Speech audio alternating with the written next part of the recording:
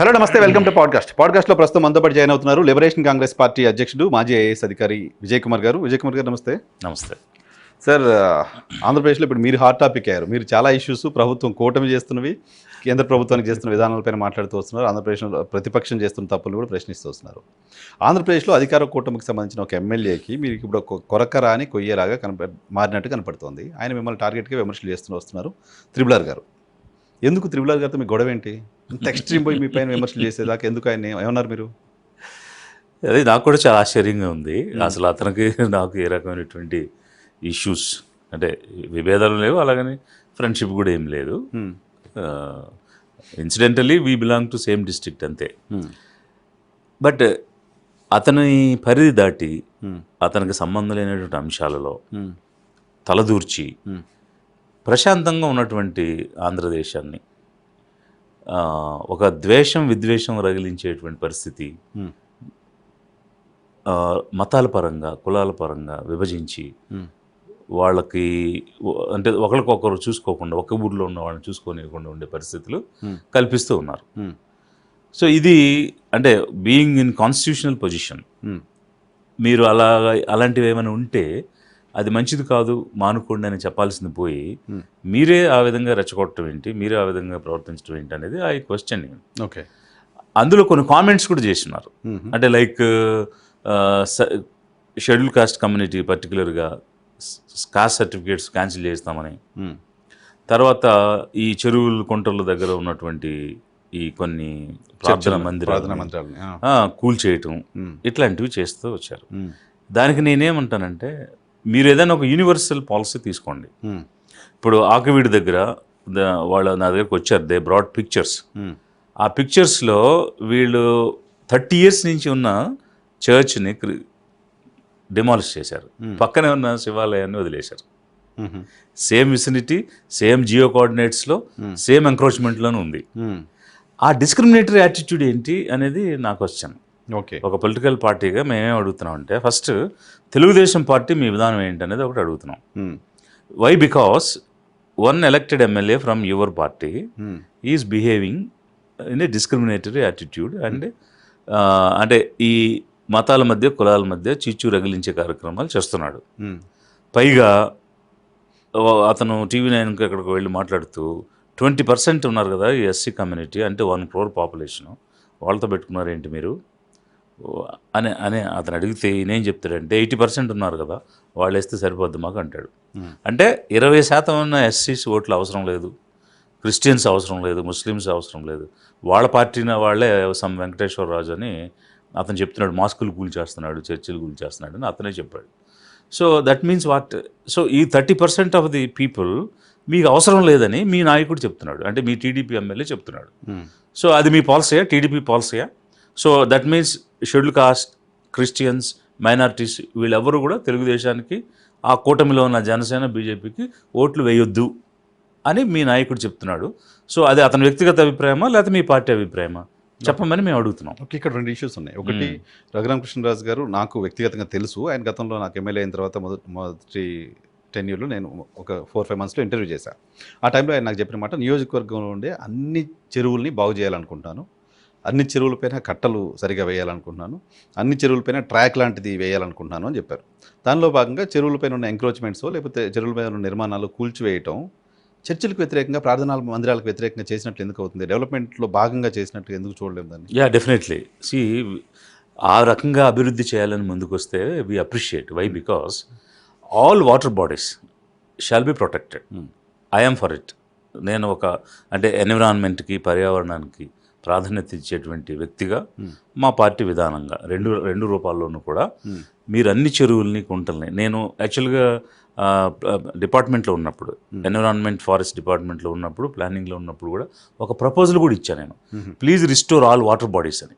నేను municipal administration commissioner ఉన్నప్పుడు కూడా I have given a circular to restore all water bodies in all urban local బాడీస్లో ఉన్న చెరువుల్ని, కుంటలు అన్నింటినీ కూడా రిస్టోర్ చేయండి, పూర్వ రూపానికి తీసుకురండి అని కూడా ఇచ్చున్నాను నేను. Okay. So I'm completely in line with this. అయితే where you are showing discrimination అంటే ఇవి చేస్తాము అనే నెపంతో ఆ లైన్ తీసుకుని దానిని అడ్డంగా పెట్టుకుని ఎవరి మీద అయితే మీకు టార్గెట్ ఉందో వాళ్ళని టార్గెట్ చేసి మీరు లేపేస్తున్నారు, వాళ్ళే కూల్చేస్తున్నారు, వాళ్ళని భయపెట్టి భయభ్రాంతులకు గురి చేసి పంపిస్తున్నారు. ఒక్క ఆకివీడిలో తప్ప అటువంటి ఇన్సిడెంట్స్ ఇంకెక్కడ చూసారు, ఇంకెక్కడ జరిగాయి? అండ్ ఫస్ట్ ఆకివీడిదే మాట్లాడుతున్నాను నేను. సో అక్కడ ఉన్నటువంటి వాళ్ళు నా దగ్గరికి వచ్చారు. I have seen the pictures, I have seen the area also. ఇన్సిడెంటల్గా ఏదో ఒక మ్యారేజ్కి వెళ్ళినప్పుడు ఆ ప్రాంతంలో కూడా నేను చూశాను. సో చూపించారు నాకు. అక్కడ ఎవరైనా ఎదిరిస్తే, ఎవరైనా మాట్లాడితే వెంటనే ఈ సర్వేయర్స్ని, మున్సిపాలిటీ అయితే మున్సిపల్ వాళ్ళని, రెవెన్యూ వాళ్ళని పంపించి ఆ ఇల్లు కొలతలు వేయించి, మెట్లు రోడ్డును ఆనుకున్నాయని మెట్లు కొట్టి చేయడం, గోడ ఆనుకుందని గోడను కొట్టి చేయడం. ఇన్సిడెంట్స్ ఉన్నాయి, ఉన్నాయి విత్ పిక్చర్స్. సో ఇదంతా ఏంటి, నేను డెవలప్ చేస్తున్నా, క్లీన్ చేస్తున్నానని. మీరు డెవలప్ చేస్తే మరి ఆ పక్కన ఉన్న శివాలయం ఎందుకు తీసేయలేదు? ఇప్పుడు శివాలయం గురించి మాట్లాడితే యూఆర్ ఎగెనెస్ట్ హిందూయిజం అని కూడా ప్రమాదం ఉంది. We are not against any religion, we respect all religions because we are in secular country. But నేనేమంటానంటే డోంట్ బీ డిస్క్రిమినేటరీ. మీరు ఒక డెవలప్మెంట్ ఎజెండా తీసుకున్నప్పుడు అది యూనివర్సల్గా అప్లై చేయండి అని నేను చెప్తున్నాను. ఓకే.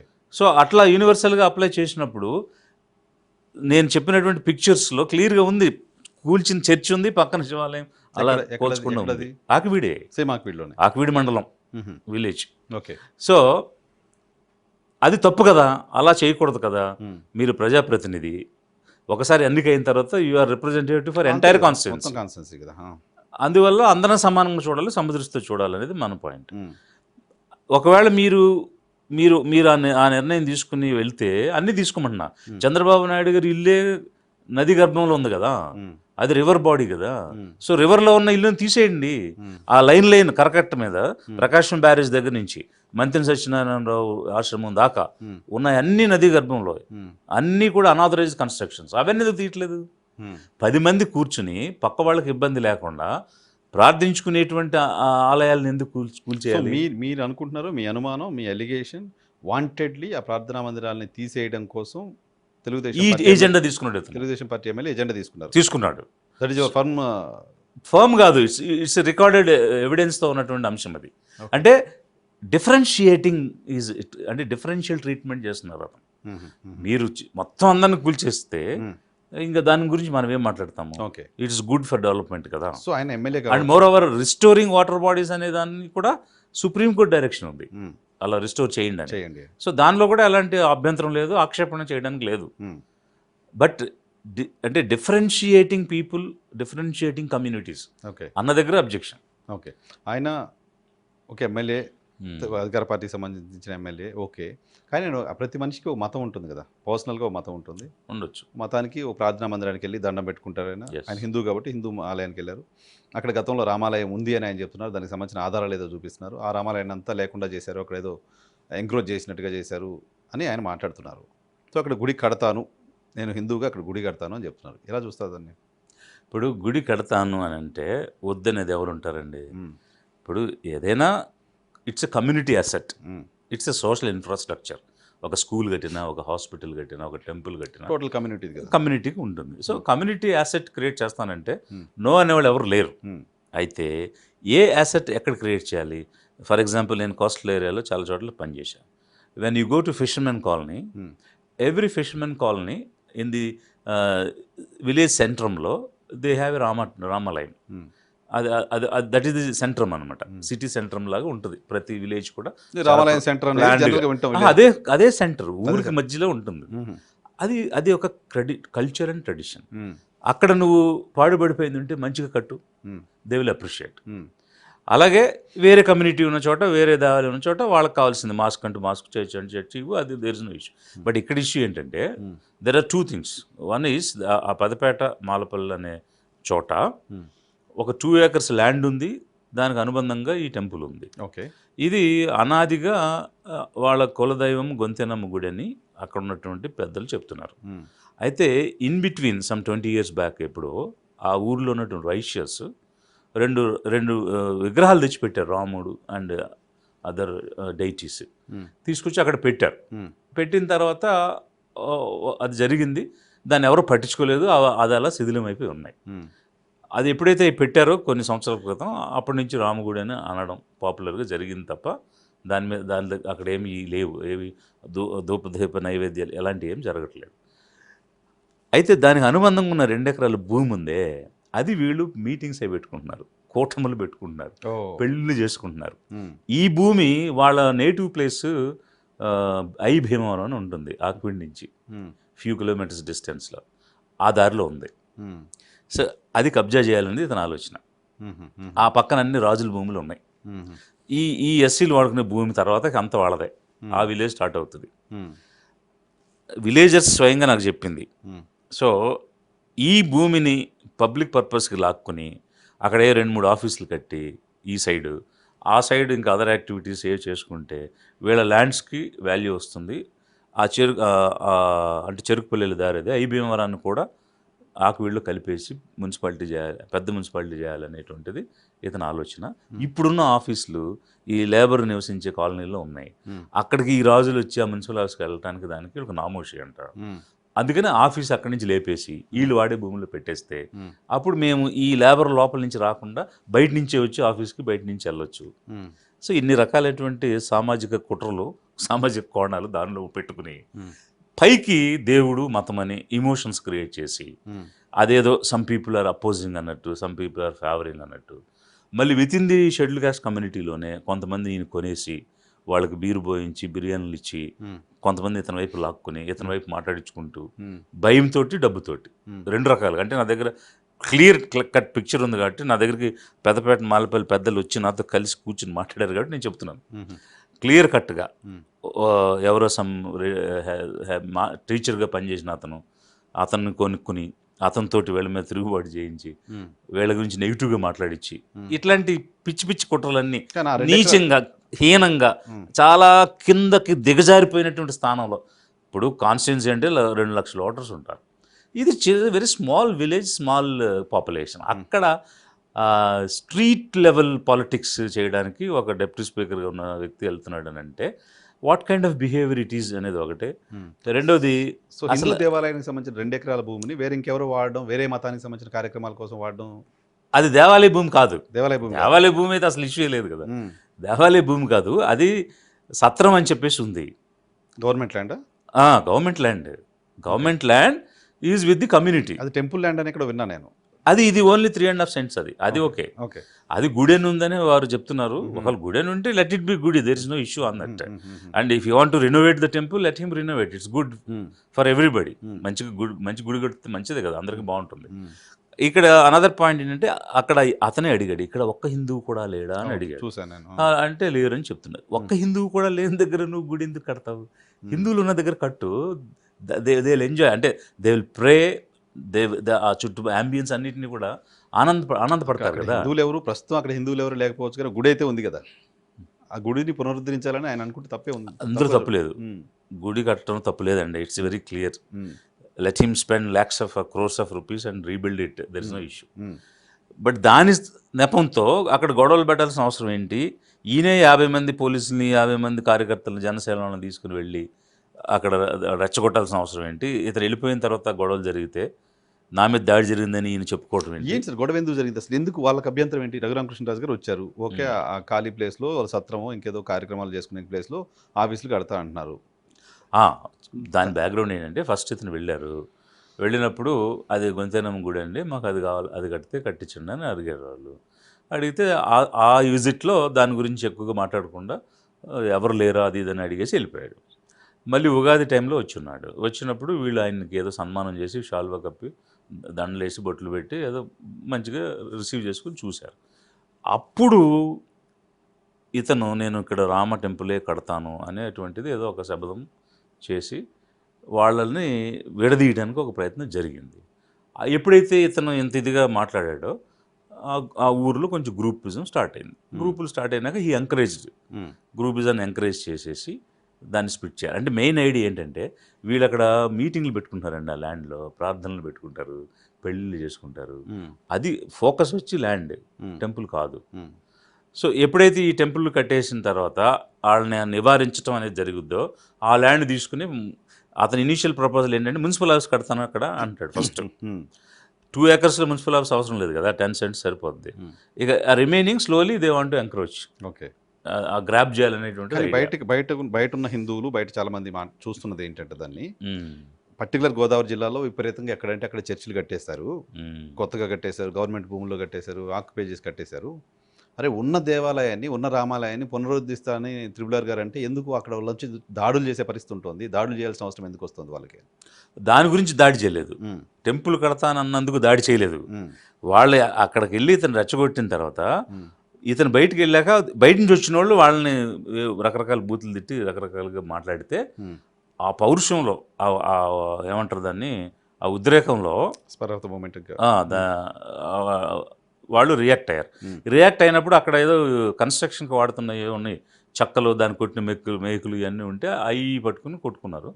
ఆ మేకులు ఉన్న చెక్కలతో కొట్టినందువల్ల మేకులు దిగినాయి. అది ప్రీ ప్లాన్డ్ రైట్ అయితే కాదు, ప్రీ ప్లాన్డ్గా చేసిన గొడవ అయితే కాదు. అంటే వీళ్ళొచ్చి ఇక్కడ గొడవ చేశారు కానీ వీళ్ళు వెళ్ళి గొడవ చేయలేదు కదా. కానీ పాయింట్ ఏంటంటే ఈయన ఎమ్మెల్యే అయిన తర్వాత అక్కడ దళితులు ఎవరైతే క్రిస్టియన్స్గా మారారో వాళ్ళందరూ క్రిస్టియన్ సర్టిఫికేట్ ఉంటే దళితులకు వచ్చే స్కీమ్స్ ఇంకేవో వాళ్ళు రాకుండా దళితులుగా ఉండొద్దు, వాళ్ళు క్రిస్టియన్స్గానే ఉండాలి అనే దానికి సంబంధించి చాలామందికి కలెక్టర్ కంప్లైంట్ చేశారు. రఘురామకృష్ణరాజు క్రిస్టియన్స్కి వ్యతిరేకంగా పనిచేస్తున్నారు, ఒక పోర్ట్రేషన్ ఉంది. ఆ కారణంగా ఆయన పైన అటాక్ చేయడానికి అది ఒక అవకాశంగా ఆ ప్రాంతానికి సంబంధించిన దళిత క్రిస్టియన్స్ ఇంకెవరో తీసుకున్నారని అనుకోవాలా? అటాక్ వరకైతే ఇట్ ఈస్ వెరీ క్లియర్ అండి. ఏ విధంగా అంటే దే నెవర్ కన్స్పైర్డ్, అంటే ఆ రకమైన అటాక్ కూడా చేద్దాము, ఇతని మీద తిరుగుబడదాం అని అనుకున్న దాఖలాలు అయితే లేవు అక్కడ. ఎందువల్ల లేవంటే రెండు లాజికల్ రీజన్స్. ఒకటి, వీళ్ళంతా గ్రూప్ అయ్యి అతని మీదకి వెళ్ళలేదు, అతని ఇంటి మీదకి వెళ్ళి దాడి చేయలేదు, అతను ఎక్కడో ఉంటే వెళ్ళి గొడవ పడలేదు. వాళ్ళ ఇళ్లలో వాళ్ళ జీవితం వాళ్ళ సంసారం వాళ్ళు చేసుకుంటుంటే వాళ్ళ మీదకి దాడి చేయటానికి ఇతను జనం తీసుకొచ్చాడు. జనం తీసుకొచ్చి ఇతను వెళ్ళిపోయి వాళ్ళని ఉసుగొల్పిన తర్వాత వాళ్ళు దాడికి దిగబడితే వీళ్ళు సెల్ఫ్ ప్రొటెక్షన్లో తిరగబడ్డారు. ఓకే, అంతే తప్ప వీళ్ళు దాడి చేయాలనే ఆలోచనే లేదు. దాడి చేయాలనే ఆలోచనే ఉంటే వాళ్ళ దగ్గర కత్తులు కటార్లు అన్నీ ముందే ఉండే. అక్కడ రోడ్డు మీద ఉన్నాయి, అక్కడ నిర్మాణంలో బిల్డింగ్ కన్స్ట్రక్షన్ దగ్గర ఉన్న చెక్కలు రాళ్ళు తీసుకుని కొట్టుకోరు కదా. ఒకవేళ వీళ్ళు ఆల్రెడీ ప్రీ ప్లాన్డ్ ఉండుంటే. So it is completely trash, అది అబద్ధం. అసలు అతను దాడి చేయాలని అనుకోలేదు వాళ్ళు. ఇదంతా ఇతని క్రియేషన్. సో ఇట్లా ఎందుకు ఇలా అబద్ధాలు మీరు ప్రచారం చేస్తున్నారు, ఎందుకు ఇలా క్రియేట్ చేస్తున్నారు, పైగా రెండు మతాల మధ్య ఎందుకు గొడవ పెడుతున్నారు, చర్చెస్ కట్టారా, టెంపుల్స్ కట్టారా, మాస్కులు కట్టారా అనేది అనాథరైజ్డ్గా అన్ని రిలీజియన్స్ ఉన్నాయండి. Okay, so being an administrator I can tell you, not only here, నేను ఆదిలాబాద్ దగ్గర నుంచి చూస్తున్నాను. ఆదిలాబాద్లో నేషనల్ హైవే వేయడానికి అక్కడ వాళ్ళు ఒప్పుకోలేదు. ఉట్నూరు దగ్గర గుడి హత్నూర్ దగ్గర సార్ ఆ విలేజ్ నేమ్ ఒప్పుకోకపోతే మేము ఓవైసీ వాళ్ళందరినీ కాంటాక్ట్ చేయాల్సి వచ్చింది. Being a joint collector I requested them, మీరు రండి ఒకసారి వచ్చి వీళ్ళతో మాట్లాడండి, నేషనల్ హైవే ఆగిపోతుంది అంటే అది తీసేయడానికి అభ్యంతరం, నేను ఆల్టర్నేటివ్ సైట్ ఇస్తాను అని అట్లా ఆ స్థాయిలో మాట్లాడాల్సిన పరిస్థితి వచ్చింది. ఇది ప్రతి చోట ఉంది. ఓకే, నేను అందుకే ఏమంటానంటే మీరు యూనివర్సల్ పాలసీ తీసుకోండి. మీరు ఎందుకు టార్గెట్ అవుతున్నారు? రఘురామకృష్ణరాజు అదే వచ్చినట్టు మాట్లాడుతున్నారంట మీరు. అంటే మీరు యూజ్లెస్ ఫెలో అనే పదం ఆయన మిమ్మల్ని ఉద్దేశించి వాడారు. ఇప్పుడు అతను కన్ఫ్యూజ్ అయ్యాడండి. ఫస్ట్ ఏ విధంగా అంటే చాలామంది మాట్లాడుతున్నారు, అతను నిర్దిష్టంగా నిశ్చితంగా పరిశీలన చేయలేదు. నేను ఇప్పుడు కాదు ఎప్పుడు కాదు ఈవెన్ ఫ్యూచర్లో కూడా భాష అనేటువంటిది ఒక పద్ధతిలో, గౌరవం అనేటువంటిది ఒక పద్ధతిలో, మనకు ఉన్నటువంటి సంస్కారం ప్రకారంగా మాట్లాడతాం. ఇంతవరకు మాట్లాడాం, ఫ్యూచర్లో కూడా అలాగే మాట్లాడతాం. అది మా పాలసీ, పార్టీ పాలసీ. అయితే ఎవరో ఆగింది, ఎవరో మాట్లాడింది తీసేసుకుని అందరినీ కట్టగట్టి వాడు వీడంటూ అతను మొదలుపెట్టాడు. అనడమే కాకుండా అతను క్లియర్గా అడుగుతుంటే కూడా వాడే అని, గాడు అని కూడా అతను సంబోధించాడు. నేను అదే అంటున్నా, అతను స్ట్రీట్ లెవెల్ పాలిటిక్స్ చేస్తూ స్ట్రీట్ లెవెల్ భాష మాట్లాడుతున్నాడు. పదవి అయితే పెద్దది ఉంది కానీ అతను మనసులో కానీ బ్రెయిన్లో కానీ ఆ పెద్దతనం లేదని అనిపిస్తుంది నాకు. క్లోజ్ చేద్దాం ఆ టాపిక్. ఏం చెప్తారు రఘురామకృష్ణరాజు గారికి? ఒక మాట చెప్పండి. నేనేం చెప్తానంటే, ఫస్ట్ మీ భాష మార్చుకోండి, మీరు సంస్కృతితో వ్యవహరించండి, బీ ఏ కల్చర్డ్ పర్సన్. అంతేగాని ఇట్లా క్రూడ్గా రూడ్గా ఏమి చదువుకోనేటువంటి వ్యక్తిలాగా ఆయన నేను సెయింట్ ప్యాట్రిక్స్ చదివాను, నిర్మలా చదివాను, లయోలా కాలేజ్ చదివానని చాలా లిస్ట్ చెప్పాడు. మరి ఆ స్కూల్స్ చదివినప్పుడు నీకేం కల్చర్ వచ్చింది, నువ్వేం నేర్చుకున్నావు, నీ తల్లిదండ్రులు నీకేం కల్చర్ నేర్పించారు? మీ బిహేవియర్ వల్ల మిమ్మల్ని కాదు మీ తల్లిదండ్రులు కూడా అనుకునే పరిస్థితి ఉంది. ఇంకొక పాయింట్ కూడా చెప్పాలి ఇక్కడ. అదే ఫ్యామిలీలో కనుమూరి బాపురాజు అని ఆయన ఉన్నారు. పెద్ద మనిషి. So he has respect among all the communities in the entire district. మాది ఎంతో దూరమైన గ్రామం కూడా అక్కడ కూడా చెప్పుకునేవారు ఆయన గురించి. ఏంటంటే అతని దగ్గరికి వెళ్తే ఎవరైనా మర్యాదగా పలకరిస్తారట, మజ్జిగిస్తారంట, కూర్చోబెట్టి మాట్లాడతారంట అని ఇట్లా చెప్పేవాళ్ళు నేను చిన్నప్పుడు. మరి అదే కుటుంబం నుంచి వచ్చి నాకు నువ్వు చెడబుట్టావా ఆ కుటుంబంలో, మీ చిన్న ఆయన పెద్ద ఆయన నాకు తెలీదు, ఆయనకేం అంత మంచి పేరు ఉంటే నీకేంటి ఇంత చెడ్డ పేరు, ప్రతి ఒక్కరిని దూషించడం, తోలనాడటం, నోటికొచ్చినట్టు వాగటం, ఏదంటే అని బూతులు మాట్లాడటం, అదేం పద్ధతి అది? మీరు అంత పెద్ద చదువుకున్నాక, మీరు డిఫరెంట్ స్టేట్స్ చదువుకున్నాక మీరు రెస్పెక్టబుల్గా బిహేవ్ చేయాలి కదా. One thing, so mind your language. Number 2, మీరు ఏదైనా శాంతాన్ని, సమాధానాన్ని పెట్టండి, అంతేగాని చిచ్చు రగిలించే కార్యక్రమాలు చేయొద్దు. హార్మనీ, ట్రాంక్విలిటీ, ఇవి రాష్ట్రానికి కావాలి.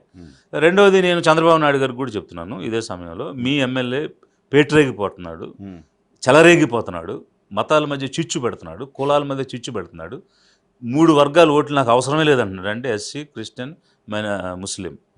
సో అది మీ పాలసీ అయితే ప్లీజ్ డిక్లేర్. ఎందుకంటే లిబరేషన్ కాంగ్రెస్ పార్టీగా మేము అడగదలుచుకున్నాం, ఎస్సీ, మైనారిటీ, క్రిస్టియన్స్ ఈసారి మీరు కూటమికి వేయొద్దు, మాకేయండి ఓట్లు అని మేము అడగాలనుకుంటున్నాం. మీరు క్లారిటీ ఇవ్వండి. అంటే ఇచ్చిన ఇవ్వని మేము అడుగుతాం, but you be clear. Is it his policy or your party policy? 80/20. Yes, 80/20 అది ఓన్లీ ఎస్సీస్. మళ్ళీ ముస్లిమ్స్ కూడా ఉన్నారు కదా. వెంకటేశ్వర రాజు అని అతనే చెప్తున్నాడు కదా, ముస్లిమ్స్ని వేధించేస్తున్నాడు, మాస్కులు తీసేస్తున్నాడు, మొత్తం 30%. ఓకే, 30 మీకు వద్దా అనేది చంద్రబాబు నాయుడు గారు క్లారిటీ ఇవ్వాలి. Yes, okay, right. నెక్స్ట్, ఆంధ్రప్రదేశ్లో తాజా చర్చ మావిగన్. మావిగన్ అనే ఒక ప్రస్తావన జగన్మోహన్ రెడ్డి గారు తీసుకొచ్చారు. పోర్టు, విజయవాడ, గుంటూరు, ఈ 3 కలిపి డెవలప్ చేస్తే రాజధాని అమరావతిలో పెట్టే ఖర్చు కంటే 10% పెడితే సరిపోతుంది అన్నారు. వయబుల్, అది గుడ్ థాట్గా చూడాలా దాన్ని? అమరావతి బర్డెన్ అవుతుంది ఆంధ్రప్రదేశ్ రాష్ట్రానికి? మీ వర్షన్ ఏంటి సార్ మీ పార్టీగా? అంటే టు ది ఎక్స్టెంట్ ఆఫ్ ఏమంటారు దాన్ని, రాజకీయ ఎత్తుగడలు అనే అంశం తీసుకుంటే, ఎత్తులు వేయడంలో, రాజకీయ ఎత్తుగడలో అక్కడ జగన్ గారు సక్సెస్ అయ్యారని చెప్పొచ్చు. బికాజ్ ఆ రోజు బిల్లు వచ్చింది, బిల్లుకి మద్దతు ఇవ్వాలా లేదా అనేటువంటి మీమాంస వచ్చింది. వచ్చినప్పుడు తెలివిగా వాళ్ళు చెప్పాల్సింది ఏదో చెప్పేసి వాకౌట్ చేసేసారు ఒకవైపు, ఏది చట్టసభలో. రెండో వైపు ఏమో కొత్త విధానం తీసుకొచ్చి, I'm not accountable for this Amaravati, even tomorrow if I happens to buy any chance వచ్చిన దానికి నాకు సంబంధం లేదు, నాకు జవాబుదారితనం లేదు, అది నా రాజధాని కాదు అనేటువంటి దాన్ని ఒక స్పష్టత ఇవ్వగలిగారు. రాజకీయంగా అయితే ఆ పాయింట్లో he could have succeeded. But state interest, జనం ఇంట్రెస్ట్లు తీసుకుని మనం చూస్తే కనుక, ఇప్పుడు ఫ్రమ్ ది బిగినింగ్, ఇప్పుడు హిస్టారికల్గా తీసుకుంటే అక్కడ 2-3 అంశాలు ఉన్నాయి. ఒకటి, మీరు 50,000 ఎకరాలు సేకరించారు, ఇంక్లూడింగ్ గవర్నమెంట్ ల్యాండ్ ఫస్ట్ ఫేజ్లో, 35+ ఇంటర్మీడియట్ గవర్నమెంట్ ల్యాండ్. అది ఇంతవరకు not put to use. Plus రైతులకు సంబంధించిన ఇంతవరకు మీరు ఏమీ ఇవ్వలేదు. 12 సంవత్సరాలు అయిపోతుంది, కనీసం 10 సంవత్సరాలు అనుకున్నా కూడా ఎంతకాలం, ఇంకెన్నాళ్ళు? ఈ రకమైనటువంటిది ఒకటైతే, మళ్ళీ అదనంగా భూములు కావాలని అడుగుతున్నారు. సో ఎక్స్పెండిచర్ పాయింట్ ఆఫ్ వ్యూలో మీరే ఇచ్చిన స్టాటిస్టిక్స్ ప్రకారం 2 లక్షలు కావాలి ఎకరానికి, 2 కోట్లు కావాలి ఎకరానికి, 2 లక్షల ఎకరానికి, 1 లక్ష ఎకరాలు అంటే 2 లక్షల కోట్లు, 2 లక్షల కోట్లు ఫస్ట్ దానికి. మొదటి నుండి 50,000 కదా, ఇంకో 50,000 తీసుకుంటే 1,00,000 ఎకరాలు అవుతుంది. అప్పుడు దానికి 2 లక్షల కోట్లు కావాలి, అదర్వైజ్ 1,00,000 కోట్లు కావాలి. అసలు 1,00,000 కోట్లు తెచ్చి ఒక నగరం నిర్మించడం అనేటువంటిది ఏ రకంగా విజనరీ చర్య అవుతుంది, అది ఎలా విజ్డమ్ అవుతుంది అనేది అందరూ కూడా ఆలోచించాల్సింది. రెండవది, ఇప్పుడు ఈ రకంగా స్టాండ్ ఎలోన్గా కట్టినటువంటి క్యాపిటల్స్, నయా రాయ్పూర్ అయినా ఆర్ గాంధీనగర్ అయినా, ఈవెన్ సింగపూర్లో కొట్టిన లాంటి సిటీస్ అయినా, ఇవేవి కూడా గోస్ట్ సిటీస్గా ఉన్నాయి తప్ప రియల్ డెవలప్మెంట్ క్యాచ్ చేయలేకపోయినాయి. వెల్త్ క్రియేట్ చేయట్లేదు అవి, అసలు క్యాచ్అప్ కాలేదు విత్ ద గ్రోత్. దాంతోపాటు ఇక న్యాచురల్గా వెల్త్ అనేది క్రియేట్ అవ్వదు. ఎక్కడైనా కూడా ఎగ్జిస్టింగ్ సిటీతో అనుబంధంగా మనం ఇది శాటిలైట్గా నిర్మాణం చేస్తే క్యాచింగ్ అప్ అనేది చాలా ఫాస్ట్గా జరుగుతుంది. మీరన్న వెల్త్ క్రియేషన్, రిసోర్స్ మొబిలైజేషన్ ఇవన్నీ కూడా ఫాస్ట్గా జరుగుతాయి. అలాంటి ప్రక్రియ చేయకుండా ఇప్పుడు ఈరోజు నేను హైకోర్టు దగ్గర నుంచి ఎయిర్పోర్ట్కి రావాల్సి వచ్చింది. ఇట్స్ మెజరబుల్ జర్నీ అనమాట. టైం అయిపోతుంది ఫ్లైట్కి, అంత దారుణమైన ఎక్కడో పెడితే క్యాపిటల్ అనేది ఏ విధంగా అందుబాటులో ఉంటుంది జనాలకి? ఇప్పుడు గతంలో ఒకసారి మీతో మాట్లాడినప్పుడు నేను చెప్తున్నాను, నేను కూడా వీసీగా ఉన్నప్పుడు ఒక అవుటర్ రింగ్ రోడ్ అనేది ఒక మాస్టర్ ప్లాన్లో పెట్టాం. ఆ మాస్టర్ ప్లాన్లో ఉన్న రింగ్ రోడ్లో ఇవన్నీ వస్తాయి. మంగళగిరి వస్తుంది, అలాగే ఆత్మకూరు ఇవన్నీ వస్తాయి, కంకిపాడు వస్తుంది, నూజివీడి సైడ్, ఆగిరిపల్లి సైడ్ ఇవన్నీ తిరిగారు. సో మీరు విజయవాడ గుంటూరు మధ్య క్యాపిటల్ పెట్టాలనుకున్నప్పుడు ఈ విజయవాడ చుట్టూ, విజయవాడకి గుంటూరుకి మధ్య ఇలాంటి నిర్మాణాలు చేపట్టుంటే, అంటే జస్టిస్ సిటీ కానీ, లెజిస్లేటివ్ సిటీ కానీ, లేకపోతే ఎగ్జిక్యూటివ్ సిటీ కానీ ఇట్లాంటివి చేసి ఉంటే 2 నగరాలు కలిసి ఇంచుమించు 40 lakh పాపులేషన్తో ఒకసారిగా టేక్ ఆఫ్ అవ్వడానికి అవకాశం వచ్చేది. లాంచింగే మనం అట్లా అవుతుంది. లాంచింగ్ అంటే 25 lakhs odd, nearly 30 lakhs surroundings Vijayawada ఉన్నాయి, 10 lakhs ఆడ్ గుంటూరు ఉంది, మధ్యలో మన మంగళగిరి ఉంది, తాడేపల్లి ఉంది. ఇవన్నీ కలిపి ఆ మధ్యలో కనుక క్యాపిటల్ వచ్చి ఉంటే విజయవాడ గుంటూరు మధ్యలో 40 lakhs ఒకేసారి ఆ సిటీ డెవలప్ అయ్యేది జంట నగరాలుగా. అప్పుడు మీరు అన్నీ జరగడానికి అవకాశం ఉంది. సో ఇప్పుడు ఆల్రెడీ మీరు ల్యాండ్ తీసేసుకున్నారు. ఆ తీసుకున్న భూమిని అనేక రకాల ఉపయోగాలకు వాడవచ్చు. అంటే ఎడ్యుకేషన్ హబ్గా కానీ, other commercial activities, other business activities, వీటన్నిటిని కూడా చేసుకుంటూ ఇప్పటికైనా మించిపోయింది ఏం లేదు. విజయవాడ గుంటూరు మధ్య మెయిన్ స్ట్రీమ్లో మెయిన్ ఎగ్జిక్యూటివ్ క్యాపిటల్ పెట్టి మిగిలిన సిటీస్ అన్ని రింగ్ రోడ్ చుట్టూ పెడితే డెఫినెట్గా మీరు అన్న వెల్త్ క్రియేషన్ జరుగుద్ది. అన్నీ తీసుకెళ్ళి అక్కడ పెట్టడం వల్ల ఎలాంటి ప్రయోజనం లేదు. ఓకే. ఇంకోటి ఏంటంటే, ఇప్పుడు మనం హైదరాబాదు, బెంగళూరు ఇట్లాంటివి మనం కంపేర్ చేస్తే, ఇక్కడ తమిళనాడు ఫర్ ఎగ్జాంపుల్ మీరు చూస్తే వాళ్ళు చెన్నై ఫోకస్డ్గానే మొత్తం డెవలప్మెంట్ చేయలేదు. చాలా సిటీస్ డెవలప్ చేశారు. They have developed Coimbatore, Salem, Tirupur, Madurai, ఇట్లా వేరియస్ సిటీస్, డిఫరెంట్ సిటీస్లో డిఫరెంట్ యాక్టివిటీస్ ఉన్నాయి, అలా డెవలప్ అయినాయి. వేరే హైదరాబాద్ అన్నది ఒక్కటే సెంట్రిక్గా డెవలప్మెంట్ చేయడం వల్ల ఎంటైర్ డెవలప్మెంట్ ఒక చోటే ఉండడం వల్ల పర్ క్యాపిటల్ ఇవన్నీ కూడా ఎక్కువగా కనిపిస్తున్నాయి మనకి. ఇప్పుడు పక్కన ఒక సక్సెస్ఫుల్ మోడల్ కనిపిస్తూ ఉంటే మళ్ళీ మన ఫెయిల్యూర్ మోడలే తీసుకుని నేను ఒక చోటే పెడతాను అని అంటే అది ఏ రకంగా సమంజసం అవుతుంది? సో ఇప్పుడు అమరావతి 50,000 ఎకరాల్లో నిర్మాణం చేయడం ఇంకా డబ్బులు తెస్తున్నారు, మొదలుపెట్టారు, దాన్ని కాపడానికి కూడా ఏం లేదు ఇప్పుడు గవర్నమెంట్ ముందుకు అవుతుంది కాబట్టి. ఐఎమ్ నాట్ షూర్ అది నిజంగా డెవలప్ అవుద్ది, అమరావతిలో క్యాపిటల్ నిర్మాణం అయ్యి అది ఫ్లరిష్ అవుద్ది అనే నమ్మకం అయితే నాకు ఇప్పటికి కూడా లేదు. మీరు కూడా పార్ట్ దాంట్లో అది మొదలుపెట్టినప్పుడు, దాంట్లో ఫౌండేషన్ వేసినప్పుడు మీరు అక్కడ ఉన్నారు. అంటే అది మా అభిప్రాయం కాదు కదా, మా ఎండోర్స్మెంట్ కాదు కదా. అంటే మా అభిప్రాయం ఫ్రమ్ ది బిగినింగ్ ఏంటంటే విజయవాడ గుంటూరు మధ్య అంతే. అంటే శివరామకృష్ణన్ కమిటీ చెప్పిన దాని ప్రకారంగా వెళ్ళాలంటే అది ఒక పద్ధతి. అది వినుకొండ దొనకొండ మధ్యలో, వినుకొండ దొనకొండ మార్టూరు ఈ ట్రయాంగిల్లో పెట్టమని ఇచ్చారు వాళ్ళు. That is ideal location as for a state is concern and development is concern. Government land, కావాల్సినంత ల్యాండ్ అవైలబిలిటీ ఉంది, అన్ని రకాలు కూడా చేసుకోవడానికి అవకాశం ఉంది. బట్ అది వాళ్ళు వదిలేశారు కాబట్టి విజయవాడ గుంటూరు మధ్య ఉండాలనేటువంటిది పాపులర్ ఒపీనియన్గా ఉంది కాబట్టి దట్ ఈస్ ఫైన్, ప్రొవైడెడ్ అది ఒక నది నుంచి ఒక 10 కిలోమీటర్లు దూరంగా ఉంటే. ఇప్పుడు వీళ్ళు 100 అడుగులు ఫౌండేషన్స్కి డబుల్ ఎక్స్పెండిచర్ ఇట్లాంటివన్నీ లేకుండా చేసుకోవడానికి అవకాశం ఉంటుంది. ఓకే. అమరావతి ఆ location is bad. Okay. Per se location is bad, identified location is bad. So ఇక్కడ క్లియర్గా కనిపిస్తుంది ఏంటంటే they are more interested in real estate business rather than developing a capital అనేది చాలా క్లియర్ కనిపిస్తుంది. And he is contradicting his views. అవును కదా. మీరు విన్నారా? మావి గారు మేము చెప్తుంది కూడా అదే కదా అన్నారు ఆయన, చంద్రబాబు నాయుడు గారు. అది ఓకే. నేను అమరావతి గురించి స్పెసిఫిక్గా చెప్తున్నాను. అమరావతికి 1,00,000 ఎకరాలు కావాలని ఇక్కడికి వెళ్ళి ఇక్కడ మాట్లాడుతూ వేరే స్టేట్కి వెళ్ళి అసలు భూమితో పని ఏముంది అంటున్నాడు ఆయన. అవును, తమిళనాడులో నేను ఎలక్షన్ క్యాంపెయిన్లో మాట్లాడాడు. ఏమంటాడు,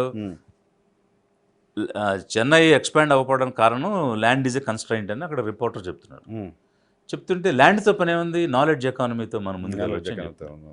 సో మరి నాలెడ్జ్ ఎకానమీతో ముందుకెళ్ళొచ్చు అన్న విషయం ఆంధ్రప్రదేశ్ కూడా అప్లై చేయొచ్చు కదా. అప్లై చేసి 1,00,000 ఎకరాలు ఇమ్మని రైతులు ఎందుకు వేధించాలి? మేము ఇవ్వం బాబు అంటే కూడా వాళ్ళని భయపెట్టి బెదిరించి రకరకాల ప్రయోగాలు చేసి ఆ భూమిని తీసుకోవాల్సిన అవసరం ఏంటి? నాలెడ్జ్ ఎకానమీలో మీరు అంత ఎక్స్పర్ట్ అయితే మీరు నాలెడ్జ్ ఎకానమీతో సంపదను సృష్టించండి. అది ఇక్కడైతే మీరు ఇక్కడ మీకు భూమి ఎందుకు కావాలంటే రియల్ ఎస్టేట్ చేయటం కావాలి. నిజంగా సంపద కోసం అయితే అవసరం లేదని మీరే చెప్పారు కదా. బికాజ్ నాలెడ్జ్ ఎకానమీ ఉంది, భూమి లేకుండా కూడా, అంటే న్యాచురల్ రిసోర్సెస్ లేకుండా, ఇన్పుట్స్ లేకుండా, with human capital, knowledge, technology మనం ఎకానమీని బూమ్ చేయొచ్చు. ప్రొడక్టివిటీ తోటి ఎకానమీని, రెసిలియంట్ ఎకానమీని డెవలప్ చేయొచ్చు అని మీరు చెప్తున్నారు. You being an MA economics student. మరి అలాంటప్పుడు ఈ 1,00,000 ఎకరాలు ఎందుకు అడుగుతున్నారు? Because you want to do real estate. మీ కమ్యూనిటీని డెవలప్ చేయడానికి, మీ కమ్యూనిటీకి వెనకాల కనుక్కున్న వాళ్ళ భూములకి వాల్యూ రావడానికి, ఆ విధంగా మీరు డెవలప్ అవడానికే తప్ప ఇది రాష్ట్రం కోసం కాదు, రాష్ట్ర ప్రయోజనాల కోసం, అంతకంటే కాదు. Thank you very much Vijay Kumar గారు. మాకు సమయం కేటాయించినందుకు. ఇది విజయ్ కుమార్ గారితో స్పెషల్ ఇంటర్వ్యూ. చూస్తూనే ఉండండి DHT.